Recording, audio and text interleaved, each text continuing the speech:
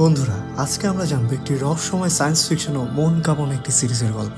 এটি মূলত একটি তুর্কি সিরিজ, যা আমাদেরকে নিয়ে যায় একটি বৈজ্ঞানিক মিশনের মধ্য দিয়ে, যেখানে সূর্যের আলোই হয়ে দাঁড়ায় মানব জাতির সব থেকে বড় শত্রু। এই গল্প শুধু একটি সাবমেরিনের মধ্যে আটকে পড়া কিছু মানুষকে নিয়ে নয়, বরং এটি মানুষের অস্তিত্ব, সম্পর্ক, বিশ্বাসঘাতকতা আর বৈজ্ঞানিক উন্মাদনার এক ভয়ঙ্কর চিত্র।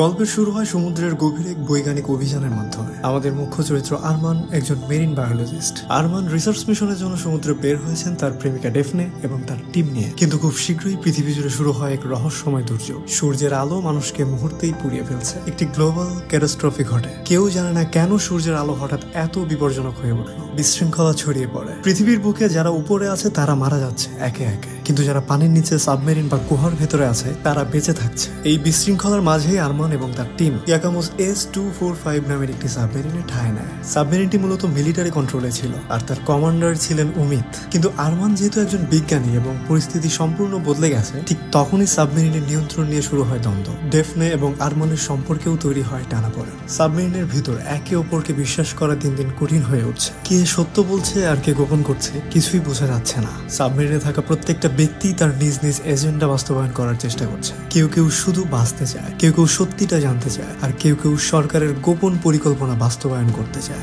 একসময় জানা যায় এই বিপর্যয় আকস্মিক নয়, এটি এক ধরনের সোলার ফ্লেয়ারের ফলাফল। কিন্তু এর থেকেও বড় ব্যাপার হলো, কিছু সরকারি কর্মকর্তা এই দুর্যোগের পূর্বাভাস আগে থেকে জানতেন। তারা গোপনেই তৈরি করেছিলেন কিছু সাবমেরিন, যেগুলো বেশ সুরক্ষিত। সেখানে শুধু তারা বেঁচে থাকতে চেয়েছিলেন, আর সাধারণ মানুষকে কিচ্ছু জানানো হয়নি। গল্পের এক পর্যায়ে আরমানের দল খুঁজে পায় এমন এক গোপন ডকুমেন্ট যা প্রমাণ করে এটি প্রকৃতির কাজ নয়, বরং মানুষের তৈরি করা এক ভয়াবহ ভুল। ইয়াকামোস S-245 এর ভিতরে একে একে মৃত্যু আসতে থাকে। কেউ অসুস্থ হয়, কেউ আত্মহত্যা করে, কেউ আবার গোপন শত্রুদের হাতে মারা পড়ে। সাবমেরিনটি এখন সুরক্ষার স্থান নয়, এটি হয়ে ওঠে এক মানসিক যুদ্ধক্ষেত্র। ডেফনে একটা সিক্রেট জানতো, যেটা গোপন রাখার জন্য কেউ একজন তাকে মারার চেষ্টা করে। ঠিক ওই মুহূর্তে আরমান বুঝতে পারে সে কেবল একটি বৈজ্ঞানিক অভিযানে নেই, সে এখন একটি বৃহৎ ষড়যন্ত্রের অংশ। এক পর্যায়ে আরমান ও তার দল জানতে পারে অন্য সাবমেরিন, যেমন তার রেজিস্ট্যান্স নামের কিছু গ্রুপও আছেন, যারা এই পরিস্থিতি থেকে নতুন পৃথিবী করতে চায়। কিন্তু সেই পথ রক্তপাত ছাড়া সম্ভব নয়, এবং কিছু বাহিনী তাদের সাবমেরিনকে ধ্বংস করতে চাইছে। শুরু হয় সাবমেরিন বনাম সাবমেরিন যুদ্ধ। এটি কোনো যুদ্ধ জয়ের গল্প নয়, এটি বেঁচে থাকার গল্প। মানবতা বনাম ক্ষমতা, বিজ্ঞান বনাম অস্ত্র, সত্য বনাম মিথ্যার যুদ্ধ।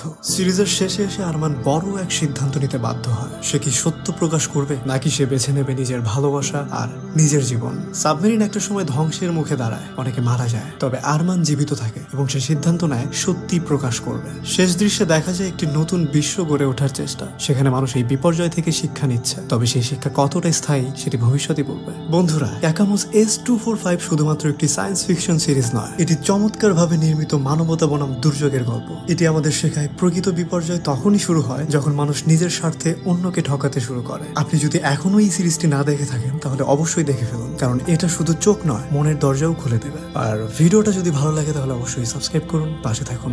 Tata, by.